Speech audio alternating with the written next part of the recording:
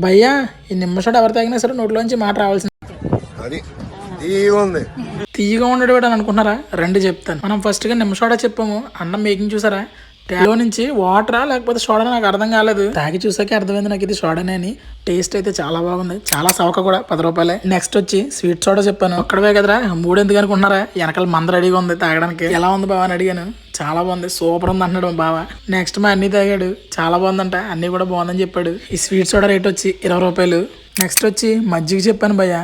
నాకు కాదు, నేనైతే మజ్జిగ తాగను అడుగుదాం ఎలా ఉందో. మజ్జిగ అయితే రెడీ అయిపోయింది, ఎలా ఉందో అని అడిగాను. ఎక్స్ప్రెషన్ తో చెప్పేశాడు బాగుందని. దీని రేట్ వచ్చి 20 రూపాయలు. అంతా బాగానే ఉంది. ఇదంతా ఎక్కడ అడుగుతున్నావా? ఆ విషయానికి వస్తున్నాను భయ్య. దీని అడ్రస్ ఎక్కడో చెప్తాను కానీ ముందు ఫాలో చేయి. అలాగే ఒక లైక్ కూడా కొట్టే భయ్య.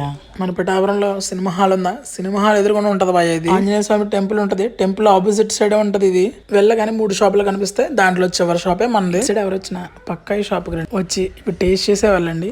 మరో వీడియోతో మళ్ళీ కలుద్దాం. ఇక సెలవు, ఉంటా, బాయ్.